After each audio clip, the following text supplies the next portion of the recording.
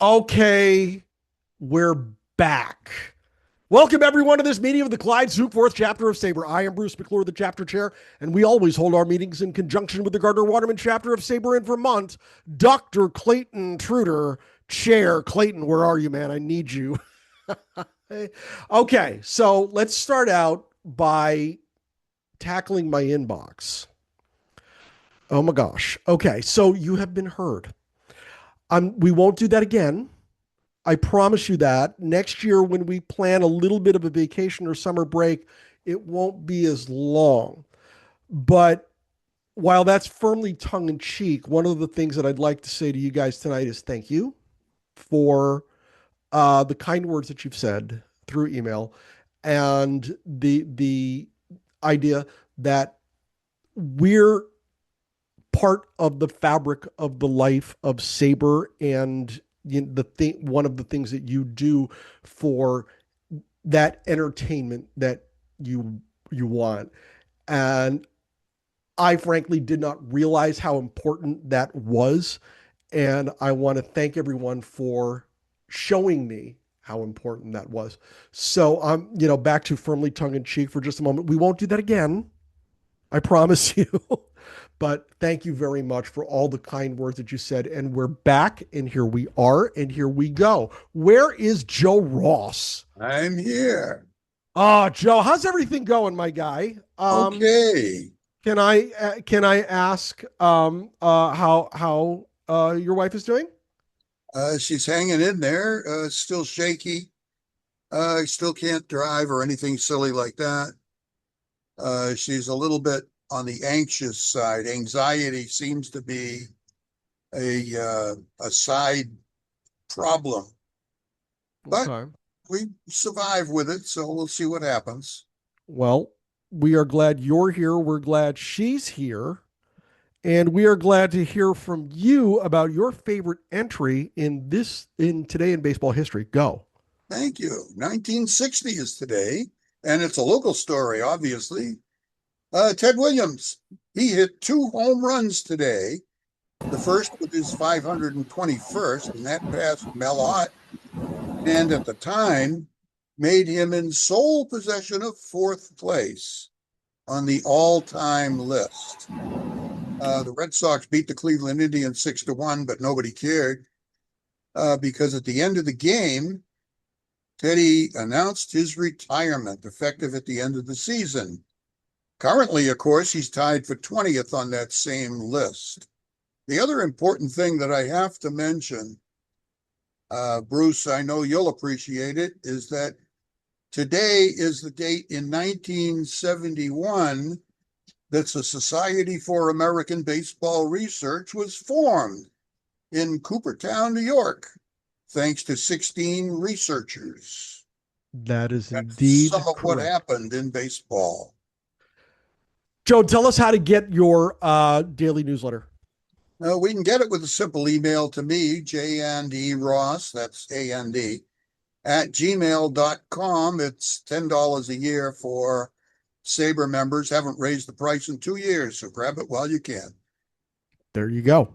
Joe is indeed correct. Today is Sabre's birthday. On August 10th, 1971, 15 baseball researchers did gather in Cooperstown, New York, at the Baseball Hall of Fame to form the organization. So, if anybody is watching on the live stream from Sabre, happy birthday to everybody. And just take a moment and think about those 12. You can go to our website, sabre.org, and hit about and see the story of the 12 guys who began this organization. And think about all that has happened since 1971 and how we have evolved into the community that we are. Gary Joquin in the chat made a comment just a moment ago. It's more than entertainment, it's community. And that I am very grateful for, to know that we've done that for you guys. So thank you very much for that, Gary. Um, and I thought I said 16. Did I say 16, You Mike? said you said 12, but No, you how many meant did I say? What 16. did I say? You said 12, but Did you I say meant 12? It's 16. 16. I should know that. Somebody fire me. Uh, Megan, help. Help me. Uh, Ah, thank goodness Megan is here. Megan Hanna is our extraordinary newsletter editor, and she's better at this than I am for sure. And we have had some conversations, and Megan, I'm going to put you on the spot for just a minute, so buckle up. Okay. Her and I have had some conversations about the newsletter and such, um, as it's been published, and she has expressed to me at times that we put this out into the ether, and it's like, did anybody like it? So just because she's Right. here, hold up, hang on, you. Just because she's here now and she can see all y'all on camera, would you please tell her how great she's doing on this? Somebody help me out. And thank you. I've got some. So there we go. There we Thank you. go. There we go. All right. Thank you very much, ladies and gentlemen. So Megan, Yes. okay, so you just put out the summer issue. Yes. It was extraordinary. Don't tell me it wasn't, because Yeah. I have shown you what has been said, and we've had the talk about all the great things that have been said about you at the national convention coming soon. Um, what are you doing for a follow up? Well, I'm actively looking for content for the fall issue. Right now, we only have 4 submissions, so plenty of space, plenty of room. Yeah, I would love to read whatever you have going on. For sure. We had some really, really great submissions for the summer issue. I thought it was everybody's kind of knocked it out of the park. And I was really proud of the fact that, we had content from the Louis Sockalexis story, 1902, all the way to the Needlinger no-hitter in 1986. We covered almost 100 years of baseball history. And we had some really great personal essays, and I feel like there was a little something for everybody. So, one of the basic tenets of the Clyde Sukeforth chapter of Saber is everyone is welcome. Um, Everyone is invited in to sit at this table of a baseball buffet to experience their fandom in whatever way they want to. But also, we want everyone's participation as well. So I think I'm going to let Megan talk about how you can participate and just exactly what is accepted as content. Megan, can you do that for us? Sure. We're looking for Sure. research articles or personal essays, poetry, artwork, photography, really anything that you have produced that has, some kind of a baseball twist to it. Um, yeah, like I said, I would be open to reading anything, or if you feel like you need some help or some pointers along the way, I'd be happy to do that too. Um, yeah, as I said, anything. I mostly tell people between 1,500 to 3,000 words. I used to say 1,500 because I was worried that people wouldn't read the longer stories, but it sounds like people are really reading it. I was worried about a 40-page issue, but it sounds like that wasn't a problem either. So yeah, whatever people want to submit, I am here to read it. Perfect. So where do they submit it? Right now, you could send it to me via email at mfullerhannah@comcast.net. I can put it into the chat. But Bruce and I are working to have maybe a little bit of an easier email address. We're tossing around like clivesvibes@gmail.com just to make it easy. But for now, you can send it directly to me. Honestly, okay. So I'm gonna fall on my proverbial sword here. I actually created that email for you and forgot to tell Oh, you. oh, okay, So perfect. Excellent. yeah, You that's did it coming soon third. too, folks. So there we go. Uh, if if you are at all inclined to write for our newsletter, we would love to have you. When we started out, we were talking about having a Northern New England focus, and what we found, correct me if I'm wrong, Megan, is that the quality of submissions and the eagerness of those who would like to participate in this little project was so fervent that we opened it up to just about anything that folks want to submit. in the baseball world, and it has just done wonderfully. Well, I certainly think it's a testament to you, Bruce, that you are such a welcoming person, that you've welcomed people from all over the country. And it's really, I think, more of the newsletter for people who attend these meetings, wherever you are in the country or the world. Um, yeah, Clyde's Vibes is for you. So even though we Right. started with a Northern New England kind of focus. And I still do like to have some Northern New England content in each issue. Mhm. We've certainly expanded beyond that to be whatever anybody is interested in reading. Um, for example, we had Mark Fidrich on the cover this month, or for the summer issue. And, he's a Detroit Tigers player. Yes, he's from Massachusetts, but again, there's a person that transcends geographical boundaries. And that seems to be the one thing that I did hear about after the newsletter went out. A few people did say how nice it was to open Clyde's Vibes and see his face on the cover. So I think that story really resonated with people. He was such an interesting personality. So I'm glad that I chose that his face for the cover. So I appreciate those sentiments. Thank you very much, Megan. This is a community, and I'm a member of the National Board of Directors. Thank you for voting me in. And one of the things that I ran on was community and bringing people together. And in putting together the team that we have here to to move us forward, I think we have all bought into that idea that Clyde had of openness, bringing people together, no discrimination, none of the things that you see in the outside world these days. We watch the TV, we watch the news way too much. Ah, this is where it's at for us, and Megan has only served to help boost that. So I want to thank her for that. Yes, there's going to be a Clyde's Vibes at gmail.com email. I just haven't given it to her yet. Oops. But that's don't get old. But that's coming very, very soon. So we'll debut that very shortly. The vice chair of the Clyde Sukeforth chapter, that's my wife. Molly wants to say something. Molly, go. Megan, I don't know if Bruce remembered to tell you this, but Clyde's Vibes was discussed at the board meetings also. Yes. And um they all thought it was genius how Gus has become a published author. Yeah, I've had a lot of They ribbon could about not that. Yeah. believe that Gus is a published author, and they thought it was genius that Gus is published. Yeah, no, Gus does his own thing. Although Right. he is a bit of a slacker because there was an error in this issue of Clyde's Vibes, and it was in his column.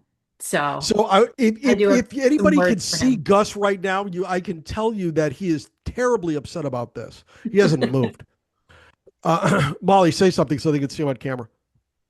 Gus's workman is cozy. Yeah, Gus hasn't moved. So I can tell you that he is terribly upset about that. But hey, he's a pro. He knows he's the star of the show. I mean, come on. Uh, All right, next on my list, Bill Nowlin, my colleague on the board of directors, and Paul Hensler are editors of the upcoming Saber book commemorating the 2002 Los Angeles Angels World Championship teams. They are seeking an author to write a player biography for Ramon Ortiz with a submission deadline of the end of September. Ooh, that's close. If you can help or would like more information, please email bill@downtheroadrecords.com or Paul at route6a at comcast.net. You can also get a hold of me, and I will be happy to put you in touch with those guys. They're looking for somebody rather quick. So if you've ever wanted to do a little writing, I can hook you up with a couple of pros who will edit and help guide you along the way, and you can get published in a Saber book that's coming up. So let me know if you're interested. Now, one of the things that I wanted to let you guys know tonight is that, as you know, we have been doing outreach in our community. We have been to most of the ballparks up here in New Hampshire. We are still working on getting into Hadlock Field to the Sea Dogs, but we need your help. You see on the screen right now our chapter wish list. We put this together in an effort to, I'm going out on a limb here, to ask folks if anybody out there, and we were pretty successful last year with folks who were donating crayons and whatnot. We are looking for small donations to help bolster our offerings at our table for the end of this month and for next year, because we have been invited back by both the Nashua Silver Knights and the New Hampshire Fisher Cats for 2027.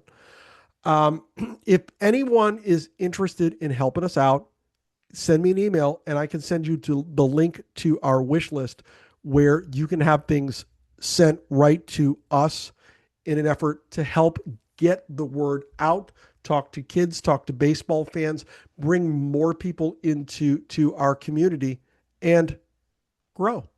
We've got a lot of things that we want to do and a lot of things that we want to experience with them. So this, if anybody is interested, give me a shout.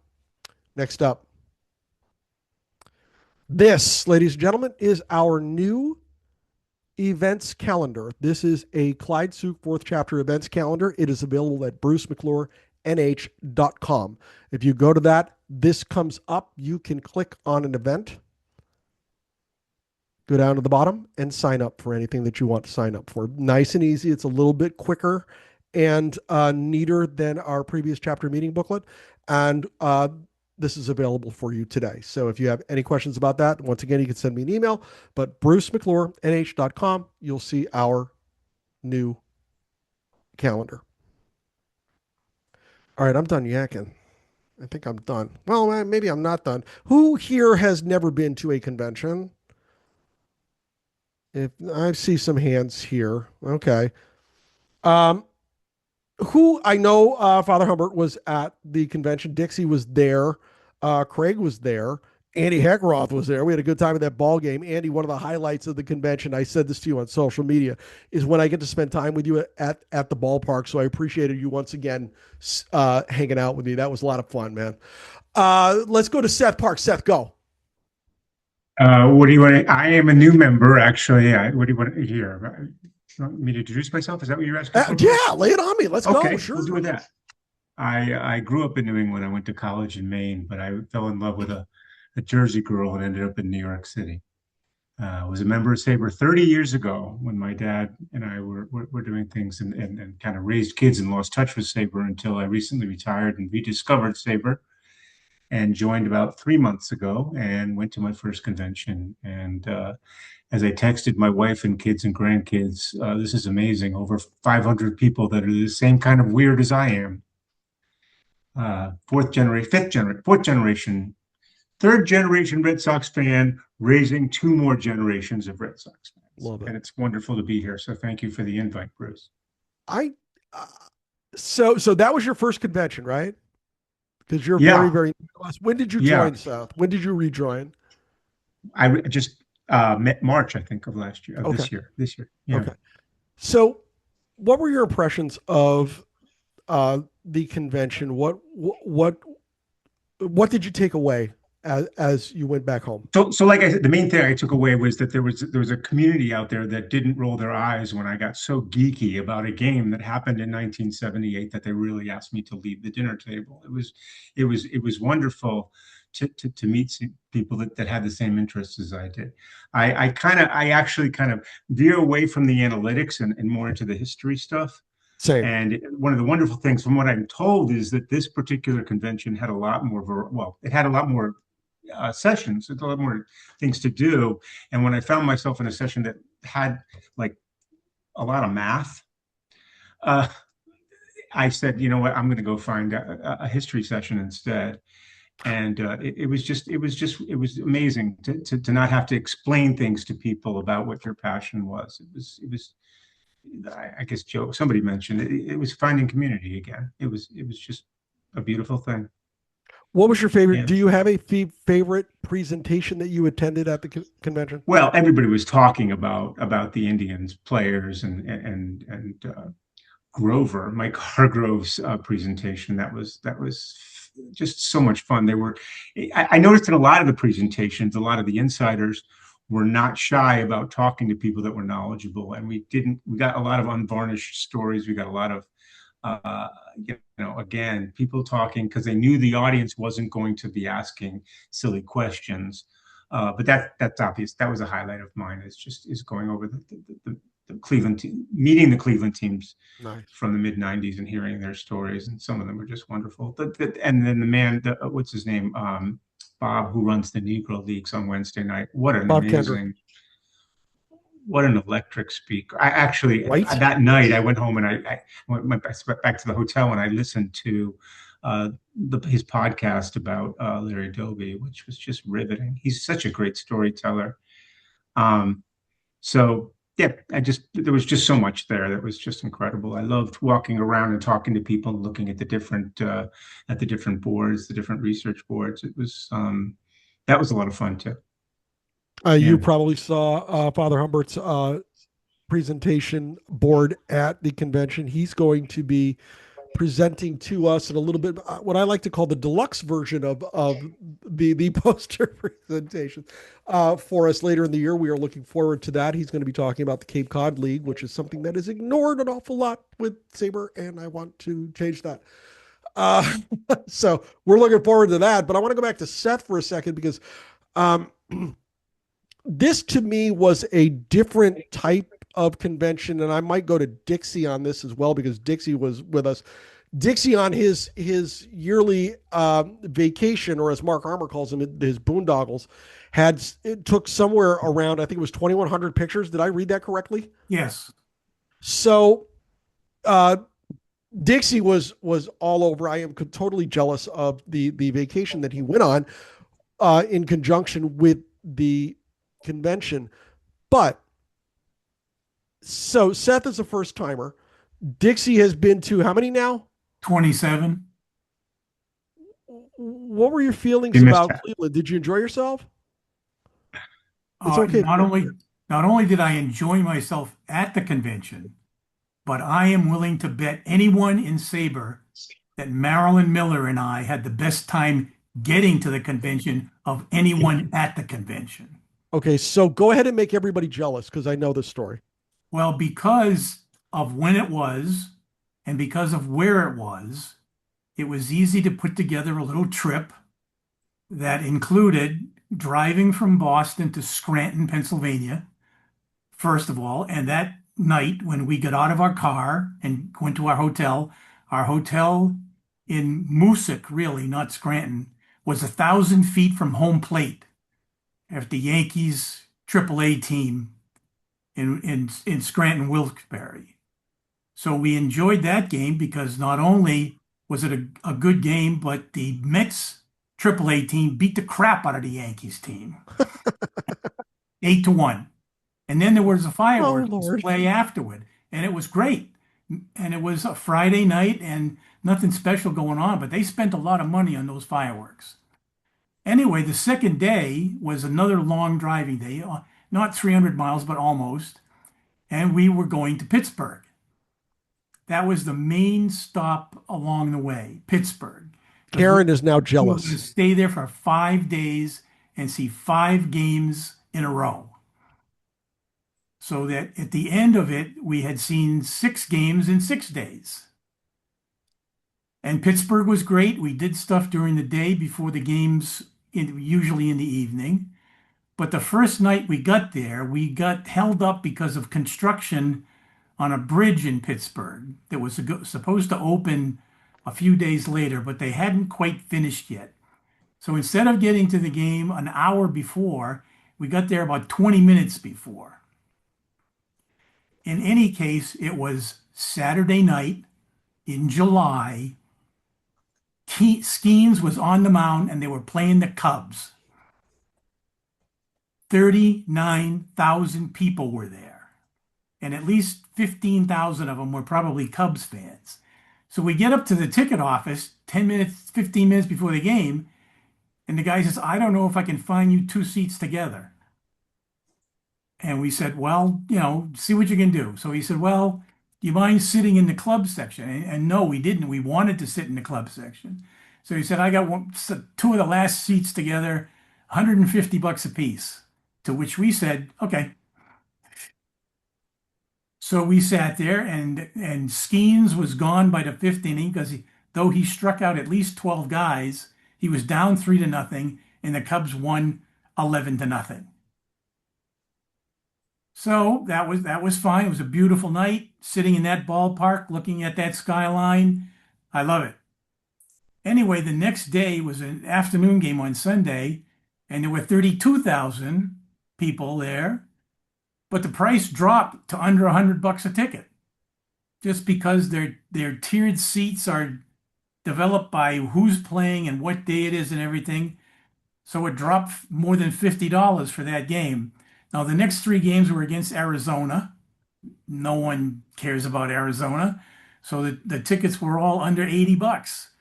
And that Friday night, we saw that game in Cleveland. Everybody cared about Arizona. Well, yeah.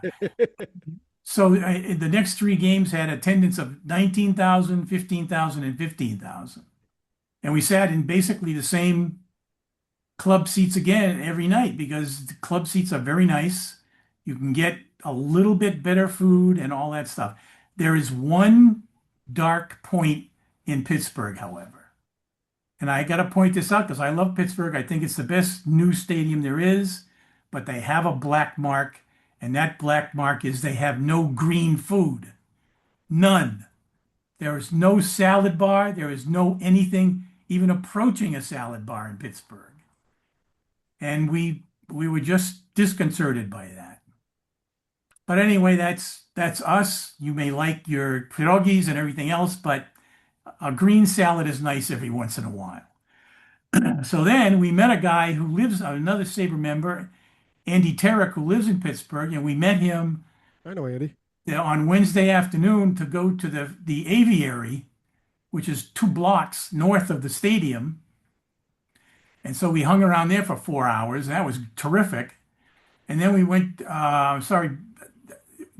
not that day, the day before, but then we went to the afternoon game on Wednesday, and the afternoon game was perfect because we could see that game, escape Pittsburgh, and go to Cleveland in that day.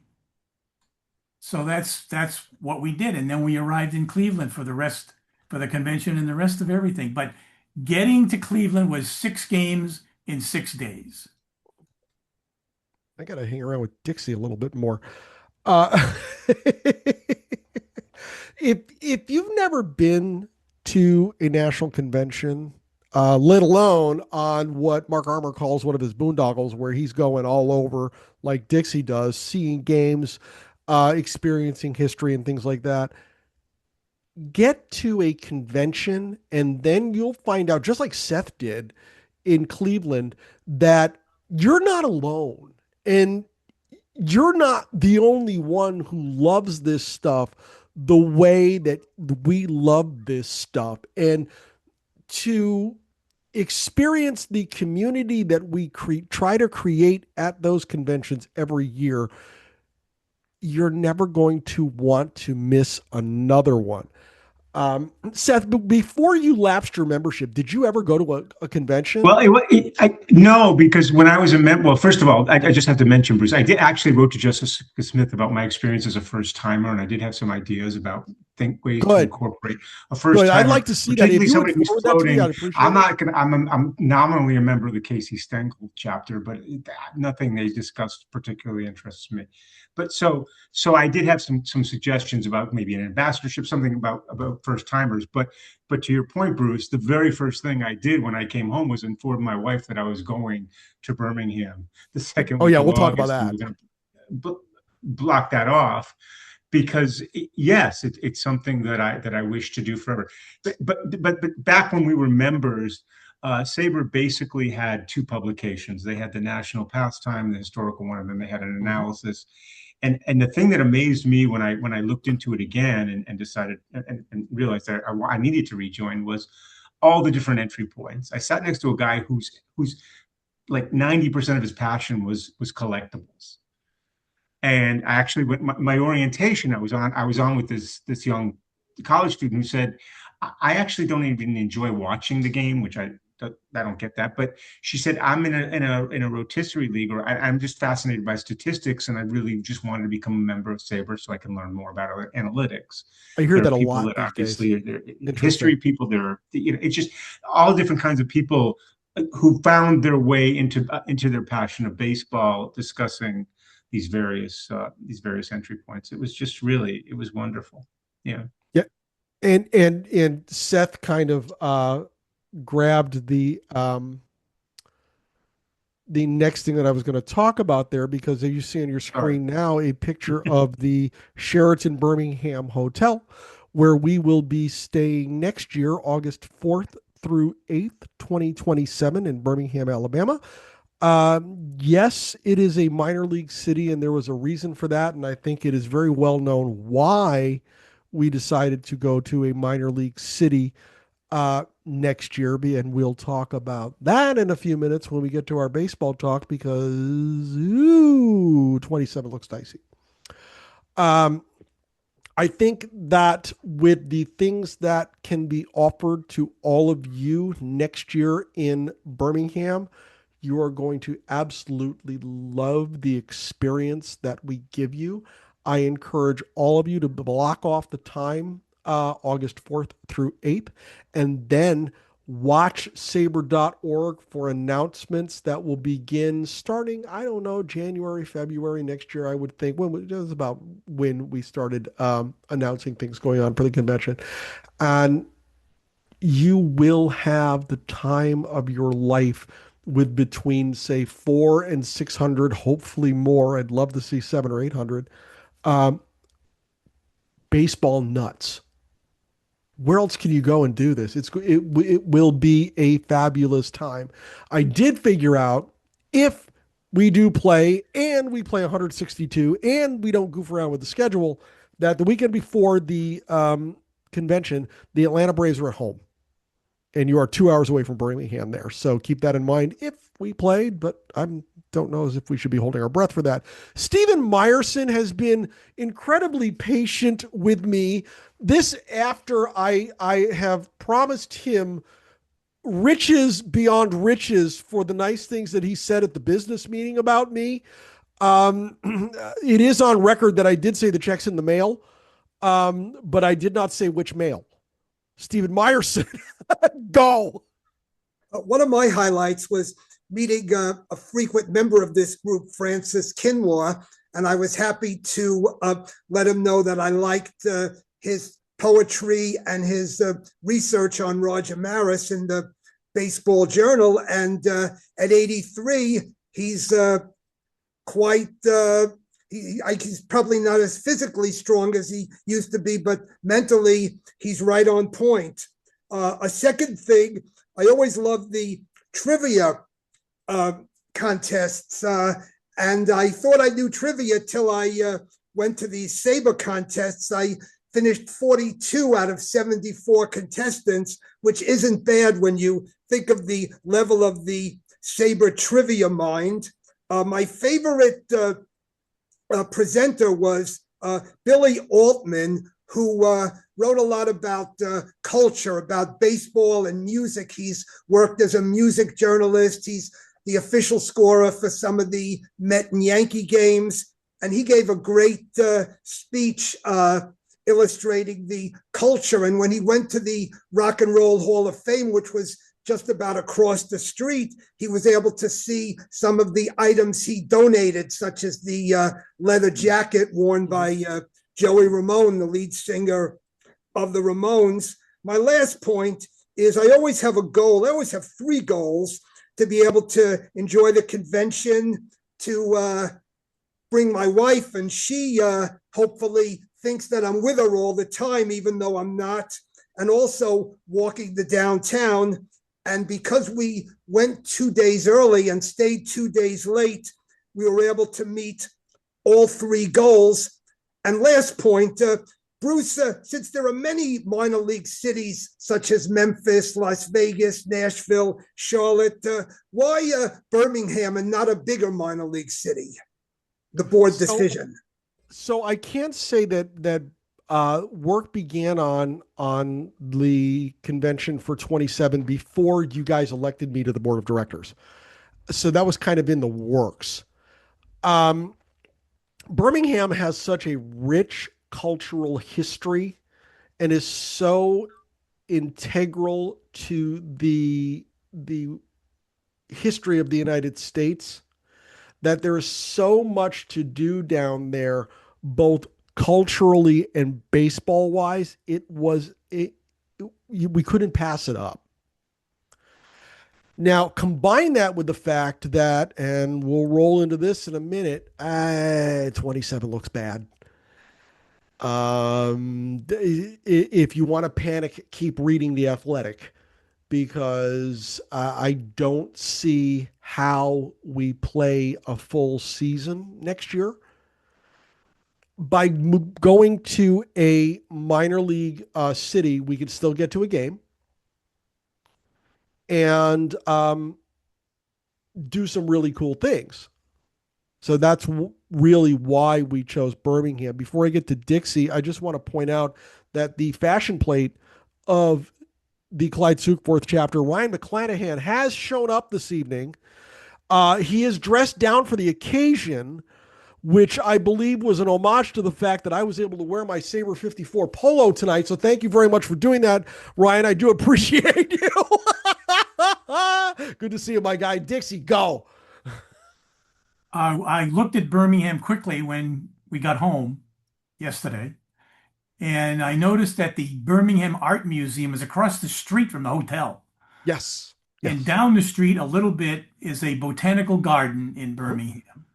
My question to you is, has anyone thought of finding a way to get two teams to play at Rickwood Field when we're there? That has not been mentioned to me at all. I can only assume that our CEO Scott Bush knows that Birmingham is going to be home that weekend, because you're starting to see schedules trickle out. I haven't seen Birmingham's yet, but I haven't paid close attention to anything other than the Eastern League for, obvious reasons. I want to start planning for our in-person get-togethers for 27. So I've been kind of looking for that. And Bob Deal just confirmed what I was talking about. It is there. They are home. So yeah, I was 99.5% sure that they were home, because Scott has so many connections in minor league ball. He's going to know. I mean, really, if anybody's going to know, it's going to be Scott Bush. So, hey, who knows? You know what? That'd be something, wouldn't it? To see a game at Rickwood. I mean, I don't know if it'll happen, but that'd be kind of cool. I think that would be a major contribution to telling people that they must go. Right? I mean, I do know that Rickwood, of course, is one of the things that we want to get to. But yeah, if you're at all thinking about going to Birmingham, go. Just do it. Bob Deal just put in the chat the images. The Birmingham would be home through the 8th to, is that Rocket City, the Trash Pandas? I think it is. So yeah, they will be home. Steven says in the chat, I saw on a map that the hotel is in a walkable part of Birmingham. Good choice, since I read that part of Birmingham is cars and highways. That is kind of true. There is part of Birmingham that is cars and highways. But it is a bit of a walkable area. Now, the full disclosure, I have not been to Birmingham since I was very young, a long, long time ago. So I don't know how it is now. Doug Rubin, how are you? I'm fine. I've been to Birmingham a couple times. I have a friend that lives in one of the communities there. You mentioned that in the chat. So they play at Rickwood occasionally. It's usually tied into, Negro Leagues history. I think they played last year, maybe the year before. So I don't think it's a regular occurrence. That's it. I'm sure you're right. I know that a lot of work was done on Rickwood for the classic, the Willie Mays game a couple of years ago. So that park has undergone a lot of improvement. So I mean, who knows? That would be kind of cool to be able to go to a game there, and well, yeah, that'd be kind of cool. So speaking of going to a game, oh boy, here we go. Buckle up. We all know what's going on in Major League Baseball right now. We've got some pretty good pennant races. All you Red Sox fans are probably really, really happy right now. I'm still trying to figure out how Red Sox Nation believes the trade for Adley Rutschman was good. And I'm an Orioles guy, but I think the Orioles fleeced the Red Sox on this trade. That's my opinion. If anybody wants to know any more, I'll be happy to talk about it. But Doug Rubin in the chat, please don't spoil any scores. I'm not going to go. I won't do that. I promise you. Bob Deal also said in the seasons that Birmingham played at Rickwood, it was usually one day game in June. So, well, we'll see what happens. Anyway, so the pennant races are heating up a little bit. American League East is tightening up. The American League Central has been tight now for a while, and we're seeing a lot of great baseball being played. The National League looks like things are falling into place. You're going to go to the end of the season. You're going to see pretty much your team is where it is now. You have the Dodgers and then everybody else. And therein lies the problem. Because it is a stone cold lock that once Major League Baseball ends their season this year, the owners are going to lock out the players, and then here we go.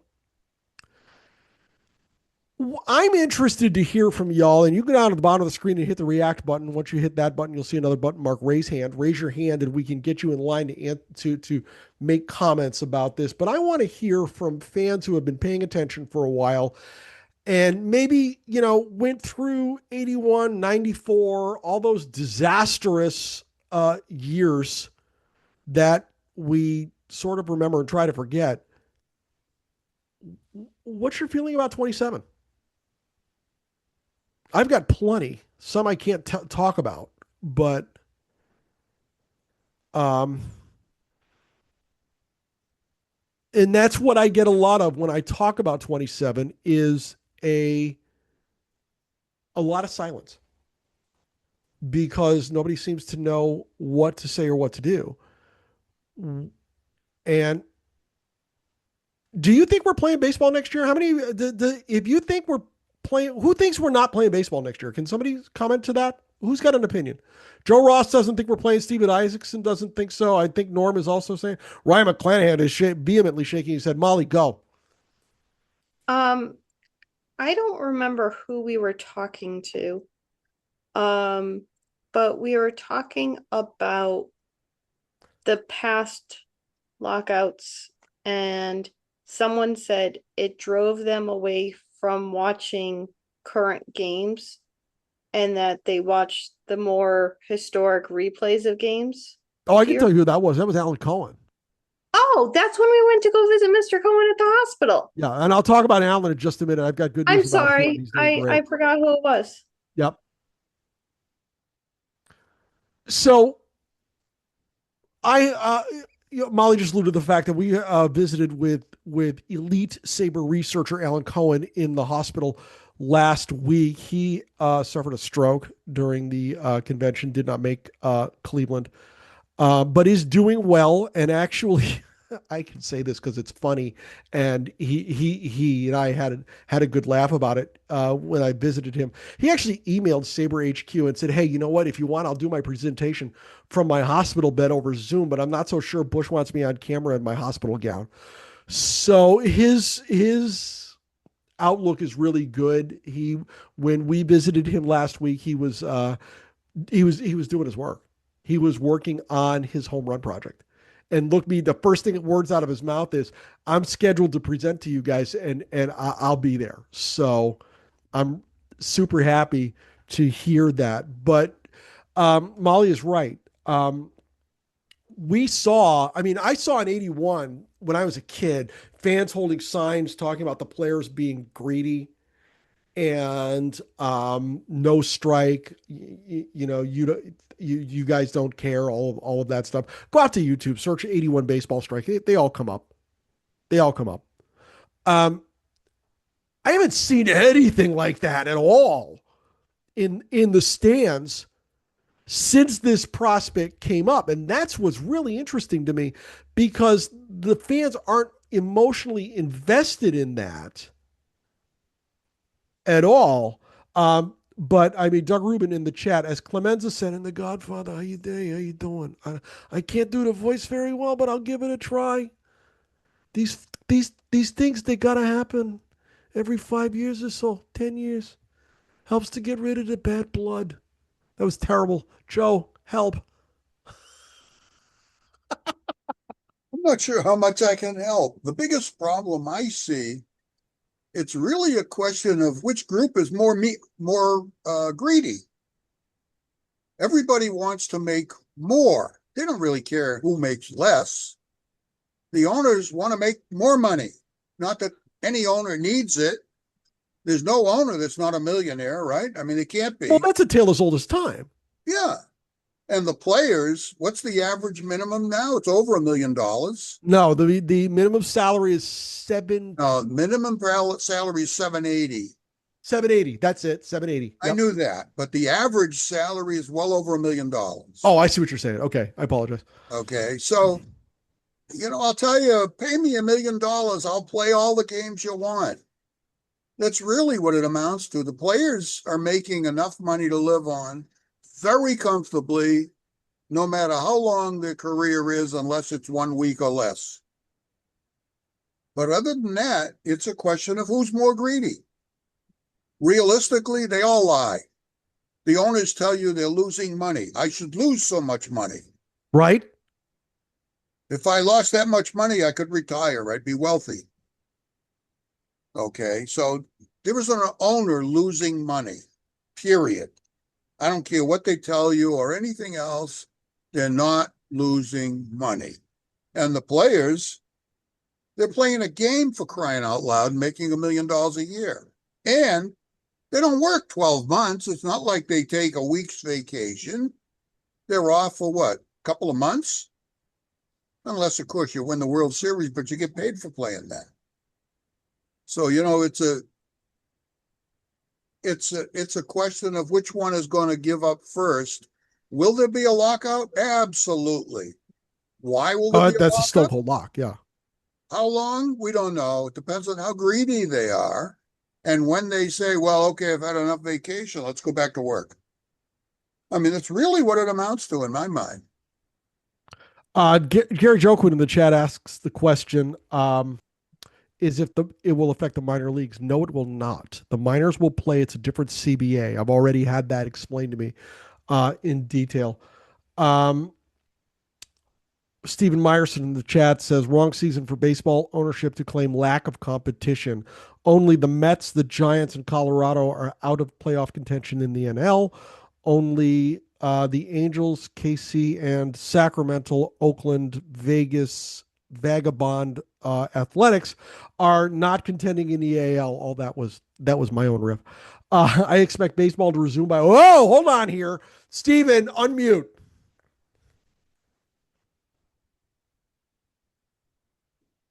I was doing great till I got to the line where it says, I expect baseball to resume by opening day. You are the very first person connected to baseball in any way, shape, or form that has uttered those words in my presence. Why do you feel that way? There's more to lose by not playing opening day. We saw in 1998 or 1994, it took several years for baseball to recover financially. My guess is that both sides know the other won't fold. They're both strong bargaining parties. It makes sense not to take the losses. They probably don't have the same generous insurance that baseball had in 1994. I remember the day after the insurance ran out, the games resumed. I'm guessing that the insurers didn't give baseball that same generosity. And if there was an insurance policy, I'm sure the terms would not favor a long lockout. It is my understanding that the owners have amassed a war chest upwards of $2 billion. I don't know if that is exact or if that is rumor. It is my understanding that they have been piling money away for just such an emergency for several years. So that's interesting. I've heard that mentioned by Jeff Passan a couple of times. So I don't know how much any type of strike insurance or anything like that comes into play, but um, I don't know. But you're the first guy I have connected to baseball in any way who has said that. So very interesting comments from him. That is appreciated. Now I see everybody's hand up, so I'm going to get to everybody. Don't worry, everybody gets a turn here. But right now, because of course, if I don't do this, I'm not giving the people what they want. The fashion plate of the Northern, he knows what's coming, of the Clyde Sukeforth chapter. Ryan McClanahan, go. Hey, um, this is really interesting. I'm kind of have to put my 2 cents in here. I'm not a modern fan of the game. So uh, even if they have a lockout next year, I'm still going to be watching games from the past, go on YouTube and check out complete games. So that's what I'm going to be doing. And it doesn't really affect my love of the game. It is kind of interesting that we keep on going through this every number of years or so, and I, it just kind of like seems to me that it's millionaires fighting over this stuff that most people can't really relate to. Most fans can't relate to any of this stuff, I think. And I'm not even sure. Again, like I think that that was it Stephen who said that just for these guys to open up their books. How often has that occurred though, that they've Never, actually opened up their books? never, never. Yeah, I don't think it's going to happen, you know, but it's not going to affect my love of the game. So they can kind of do what they want, and I it's very rare that I actually pay attention to the modern game today. I'm more interested in the history of baseball, because I can actually relate more to Mhm.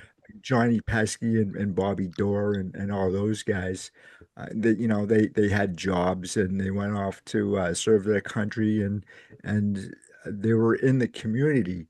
Um, so I don't know anything about these guys today.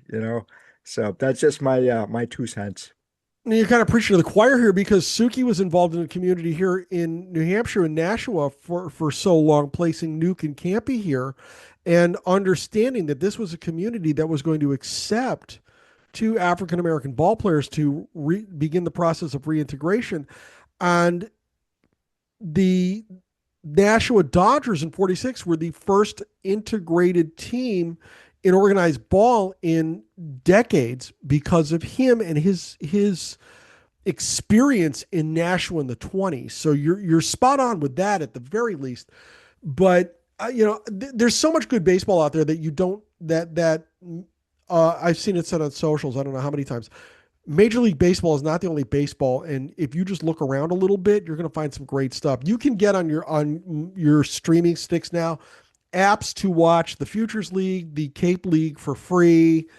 The American Association has been streaming games on Prime Video and Marquee Sports. There is so much good baseball out there that it's going to be very interesting to see how long it takes Major League Baseball to get nervous because there's so much more to look at. Father Humbert in the chat, the New England Collegiate Baseball League has several teams in our area as well. Yeah.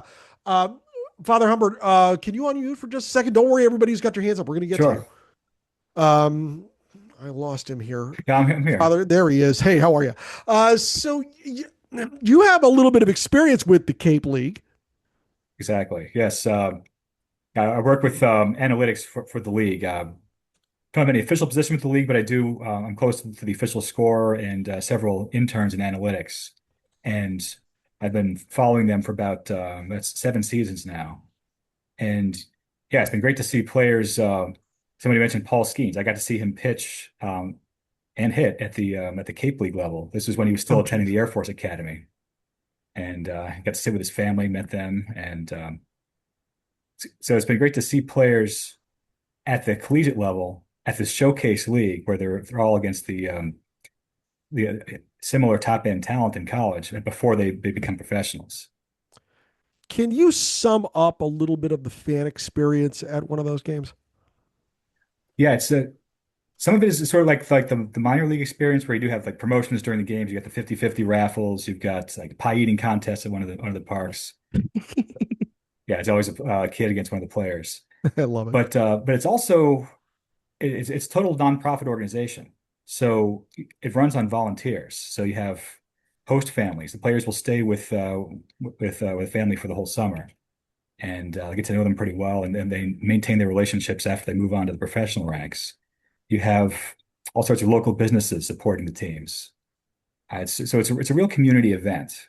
You have a lot of college students working internships, but then one of the parks, Brewster, they have older volunteers help as parking attendants. Mm-hmm.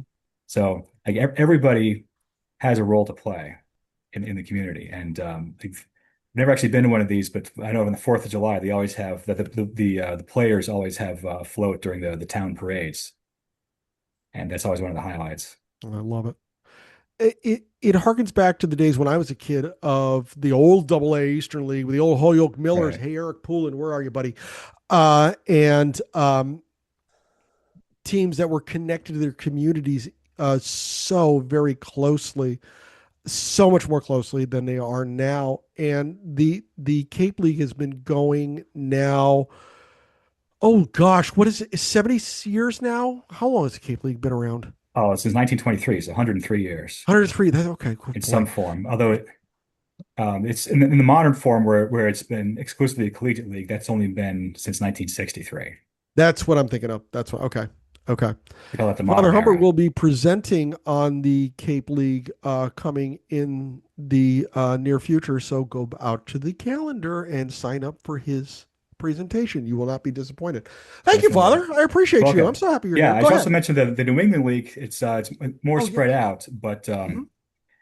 simply you'll see players play one summer on the New England League and then go to the Cape League the following summer, or sometimes Mhm. even within the same year.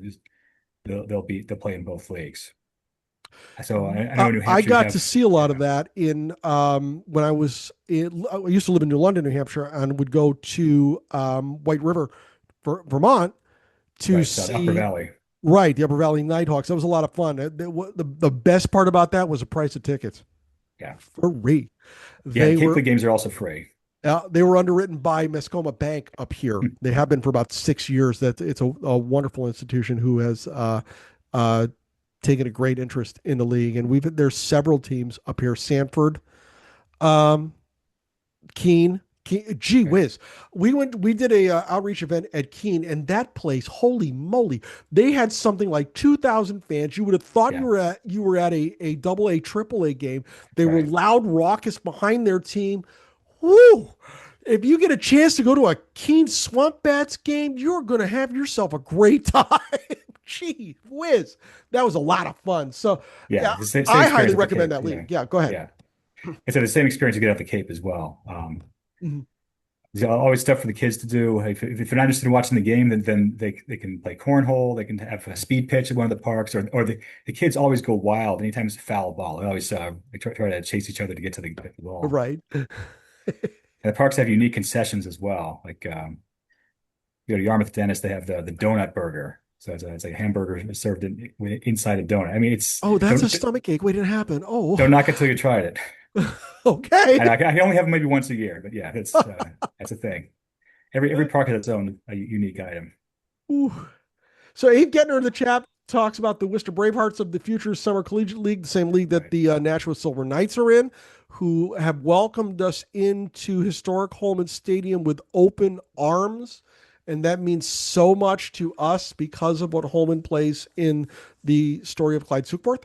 And it's just a downright great little park. They had us in for the Future League All-Star game this year, and that was a lot of fun.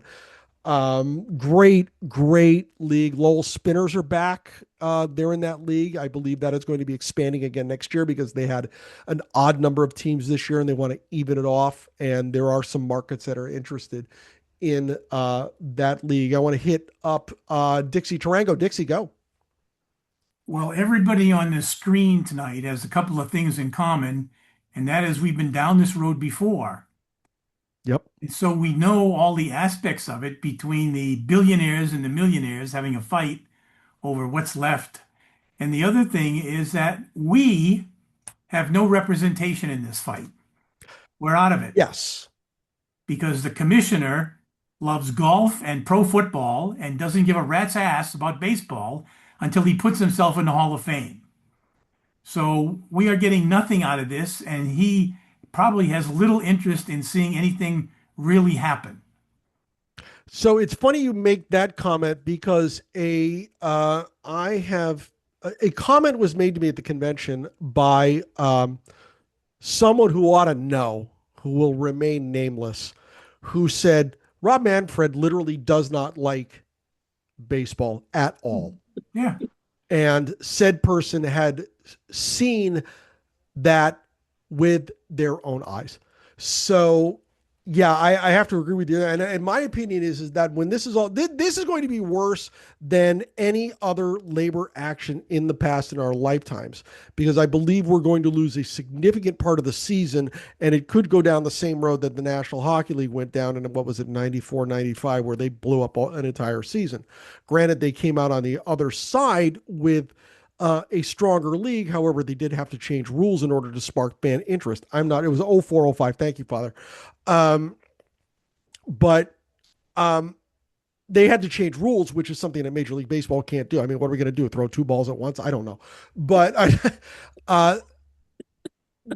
I believe that Manfred quite possibly could be the first commissioner who does not get into the hall, because I think he's so unanimously loathed by people that I think his candidacy will be ignored. But let's talk to Stephen Isaacson about what he's got to say. Go. All right. I'm in the Northern New Jersey chapter. Thanks for inviting me. Joe, I agree with you. All the owners are wealthy. Most are billionaires. The fight is between two fights, between the billionaires who will spend the money and the billionaires who won't, such as Nutting, who owns the Pirates. He can spend the money, but he keeps his team at a mediocre level. When a player is about to reach free agency, they go. Then you have the owners who are also wealthy, not quite billionaires. And so the dispute to me is the billionaire owners, they can't control themselves. I mean, the Dodgers obviously are in a different stratosphere. It makes me nuts. It really does. And you're right. Us fans, and I'm almost 79, I've been fans since I've been 8 years old. No one gives a damn. They say it's all for the fans, but we know otherwise. As far as a commissioner, how can you impose the ghost runner rule? I play senior men's softball, 70 and over league. We have a ghost runner, if we go into extra innings for obvious reasons. We're all grandpa age men. In Major League Baseball, it makes me crazy. But I agree with you, Bruce, and I agree with most of you. Unfortunately, I think there's going to be a lockout, and we may wind up losing a season. And our favorite players, in my case, Aaron Judge, I hate to see someone like that lose a season, or Tani, or pick any of the other younger players that lose a season. Right. And it's unnecessary. They are all making money. Joe, you're right. All the owners are making money because they weren't making money. They've been they'd sell their teams. When was the last time a team was sold? None of us can remember. Well, they're going to vote on Padres in a couple of weeks, but that's a different scenario because their owner just passed away. But they're all making money. And they'll never open their books. And even if they did, you wouldn't believe what you saw anyway. So it's frustrating. It really is. And you're right about Manfred. He's just the worst commissioner.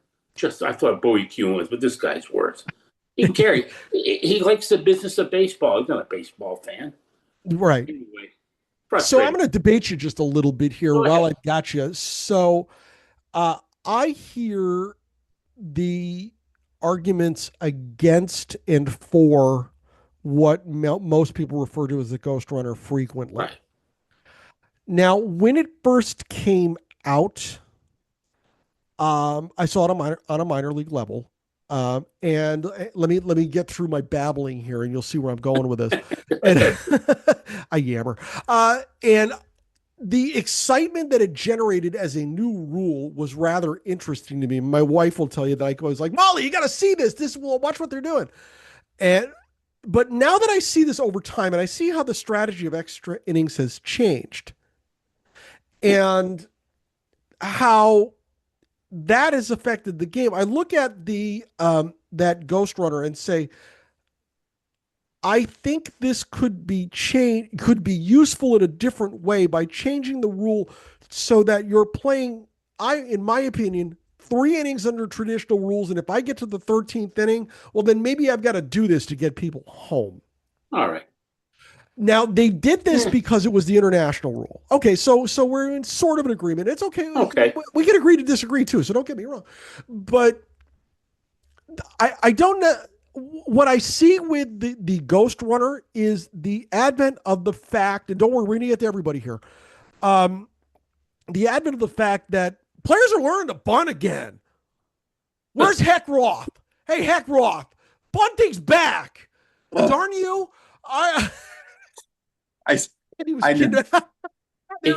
Bruce, it should be back. And the other night, Friday night, I watched Caballero, the Yankee second baseman, try to bunt. It was pathetic. It was watching like a little leaguer. And just one quick thing: in your last issue of Clyde's Vibes, the article by Craig about the Mount Pilar goldfish was hysterical. And full disclosure, Craig's my son-in-law, but the article was just hysterical. I mean, a team that was financed by bootleggers and money. So Craig Garrettson, the inimitable editor of the 11th Street Eagle, if you don't get that, get on their list, because that one's good too, ladies and gentlemen. Craig, you do a great job.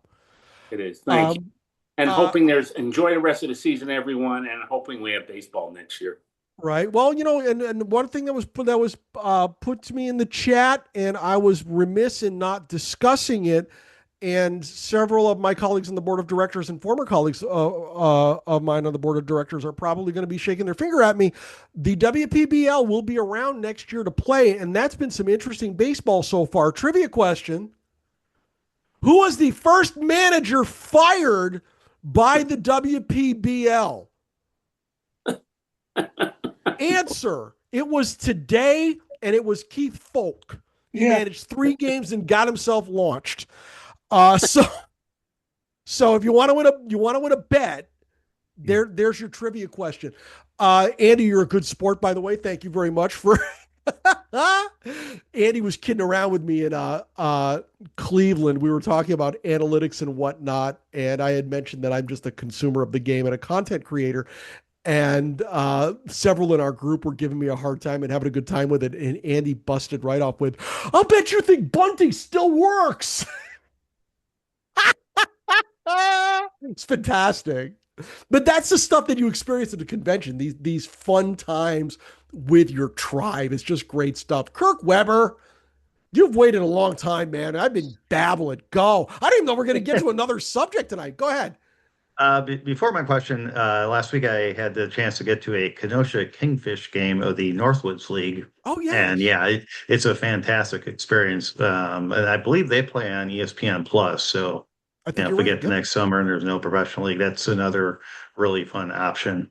But my question is, with multiple teams looking at new stadiums and looking at public financing, is that something that might bring the owners closer to trying to spark a deal with the players, either from a public relations point of view or just, cities not wanting to finance stadiums because they're not playing anyways?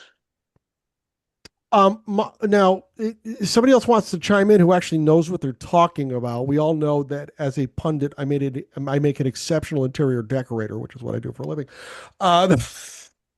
Anybody need a sofa? Call me. So,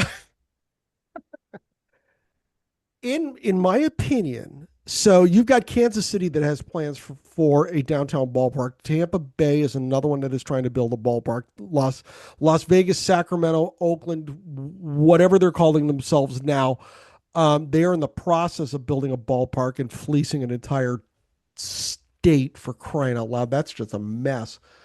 White Sox are kind of fishing around for a potential stadium as well. Say again, what was that one?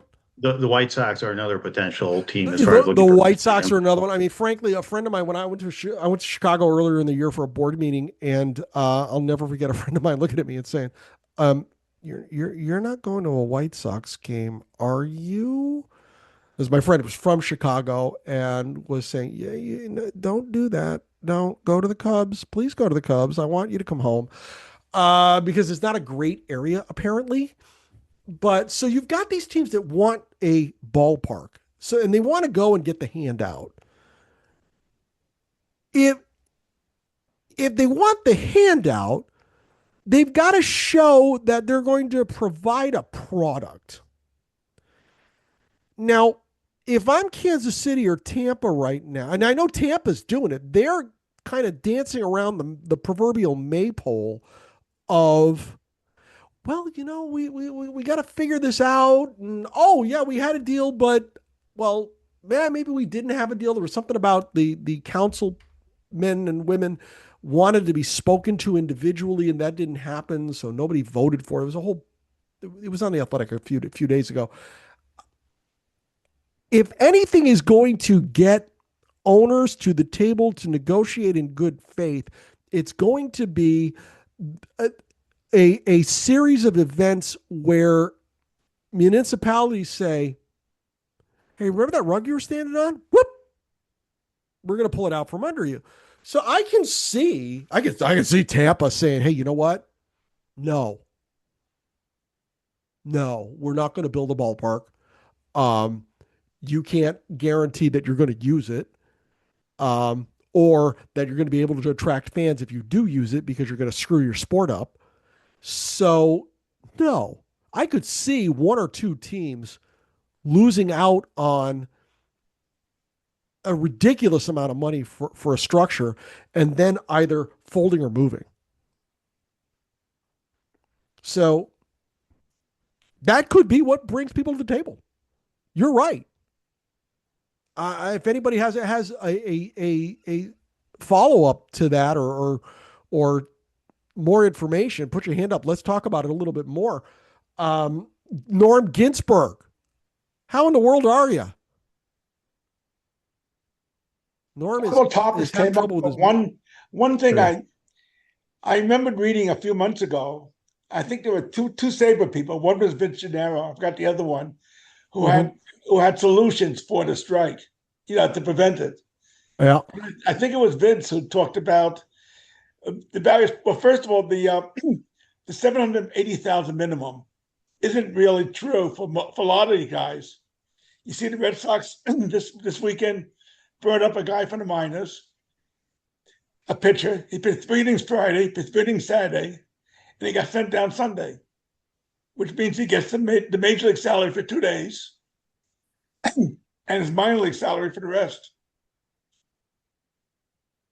Things like that, his solution fixed, whereby there'd be only my voice is not good.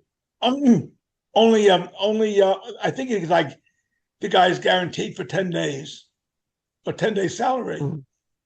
It was something like a $2 million minimum, and the minimum and the team minimum. There would not be a big balance between the team minimum and team maximum, but that if a team does not spend the minimum, the money goes into a common pool to be divided among the players. And I forgot there were several other things in it, where to me, I thought the players would go along with that salary cap, but that the owners would not. Passan stated today on socials that under no circumstance at all ever will the Major League Baseball Players Association agree to a salary cap. Anyway, this one, despite what they said, this one, I think if that would implement it, I think that would have suggested I think the owners will be the ones protesting it, not the players. I mean, you don't know that they could say that, but whether they really would. They talked about the Cape Cod League, and just one small incident about that is my daughter was about 5, and we went to a game, and a foul ball was hit about 15, 20 feet away. So my daughter went over to pick it up, and right away someone came up to her and said, you can keep the ball, but we'd appreciate if you give it back to us because we run on a low overhead. Now, in old days, knowing the fact that hot dogs were like 75 cents, admission was free. I think that between the 2 kids and myself, we probably spent $10 for the evening. That's fantastic. That's fantastic. Anyway, the other thing I was going to mention is that the ghost runner is not as bad to me as a DH. See, I was brought up in American League Baseball in the DH, so to me that's just normal. I was brought up. I got to see a National League game when I was a kid. It was like, what is that pitcher doing batting? He shouldn't have a bat in his hand. But you ever see Don Drysdale or Gibson? Well, see, yeah, there were guys when I was plus before that I was brings born up, that could hit. Yeah, that brings up small ball. I mean, it was right. Anyway, that I think that to me is the biggest loss baseball made. But I guess the new fans require it. Well, there you go. Hey, let's go to Seth Park. Norm, thank you very much. Seth, what's on your mind, man? Yeah, it's funny. Just really quickly, I remember the first time I went to a National League game, and I turned to my uncle and said, "Why is that runner putting on a silk jacket?" He was right. On first base. He didn't walk. But my issue with the strike is the timing is obviously tied to when the collective bargaining agreement ends. But it's a real shame because my understanding, you talked about rule changes. My understanding is that these rule changes are universal or are loved. I mean, it took me a while to. I remember watching that MLB TV kind of. I joked it was a propaganda piece, that 1 hour special that they did on the rule changes. Mm-hmm. I became sold. It's just I think. Correct me if I'm wrong, but it seems to me that the pitch clock in particular, and as Kenny Lofton called those pizza boxes they now have on as bases, have really brought people into the game. And so it's just a shame. You'd think that the owners would realize that we're kind of, aren't we peaking in terms of popularity because of? Oh, absolutely, yeah, and I agree with you completely. The bases, the enlargement of the bases never bothered me at all because it was a safety feature. Yeah. And I mean, good grief. It was 3 square inches, folks. Take a breath here. It did not fundamentally change the game at a large rate. It increased stolen bases a little bit and made it a little bit more advantageous to do so. But it did not fundamentally change the game significantly. The pitch clock, I'm sorry, the pitch clock, it was not a new rule. It is an enforcement and a refinement of a rule that was on the books that Charlie Finley tried to enforce when he was in Kansas City by putting a clock up on top of the scoreboard and having an umpire get upset at him and telling him, you better get that down by tomorrow or there's going to be trouble. So, and Bill Lee talked about it. He said this rule was on the books for years. Nobody ever enforced it. It's just, it captivates. It's so much more captivating. Right? I think actually the Red Sox just broke. I guess it was Thursday that they had the longest game in the pitch clock era, and Maloney was complaining about his 5th cup of coffee, but it still wasn't even midnight. And the non-fan says, oh well, if the sport's so boring that you need to hurry it along, maybe you shouldn't be a fan of the sport. But that I don't agree with that. Yeah. Yep, I'm with you. I don't agree with that. It's that time in between that I just think it's a shame that now that we've brought more people in because people can watch on a school night, is a time at which we're looking at a work stoppage. It's just a shame. You're getting that crisp play. It feels great when you're watching the game. For fans like us who are really into this game, we can now sit and catch a couple of games a night, and even with streaming with the MLB app, you can, if you've got a good streaming package, you can have 4 games on at once, and your life is beautiful. And but if there's one thing Major League Baseball loves to do, it's shoot itself in the foot. Good grief! they get going, so to speak, and then all of a sudden, we're going to argue about money again. But the thing that interests me about this time is that you're not seeing in the stands that level of ire that happened years ago with the signs and the screaming and the yelling and players having to be protected as they were leaving ballparks and whatnot because they were thought they were greedy. Seth, go. Did you have something else? Well, I just is it possibly because it's too soon? I mean, the CBA doesn't expire until December. There were people at the Sabre that were looking around saying, "Oh, Good really?" point. At the convention saying, "Oh, this is something that might happen." I'm That's a good wondering if, Bruce, to your point, it will happen, but it will happen, in October when there's more discussion about it. Yeah, that's the only thing I can think about that. Yeah, That's a good point. Yeah. Well, We all know about it because we follow. right? Yeah. We surely ate up a lot of time. I had all sorts of things I wanted to talk about, and of course I have to lead off with the labor discussion, and that usually results in some emotional responses and whatnot. But that's okay because that's what we're here for. Our group, our chapter is the baseball buffet, and sitting at that table and talking with fans and really getting involved and hearing what's on everybody's mind and everybody wanting to contribute. Everybody here tonight, I have appreciated so much. Those who have contributed to this discussion have been extraordinary. And I want to thank everybody for coming back together, for putting it on the line for me and emailing me and saying, hey, don't do that again. Because we like coming to these Monday night meetings. Seth, Monday night, 7:30. We are here every Monday night. We are on our stuff. Thank you. You are more than welcome, just like everybody else on this call. But we're going to do this again in 2 days on Wednesday, August 12th at 7:30 p.m. when we're going to have Sabre member Lauren Broaddus with us to discuss his book, Wasn't Any, Maybe So. The sign-up link is available in our new chapter events calendar at brucemcclurenh.com. And finally, if you're a baseball fan watching on YouTube and you like what you see, please like this video and subscribe to our channel to be alerted to our weekly uploads. And if you're not yet a member, why not? You need to join the Society for American Baseball Research, the premier baseball community, offering an amazing baseball buffet of options to explore your fandom. Sabre boasts more than 35 different research committees, over 80 regional chapters, and innumerable opportunities to connect with baseball minds across the world, just like everybody here tonight. For more information, go to sabre.org today. Once you get off this call, I need everybody to go sign up for Wednesday night. And let's do it again in 2 days. Thanks a lot, everybody, for coming out. We'll see you Wednesday night. Have a good night, everybody.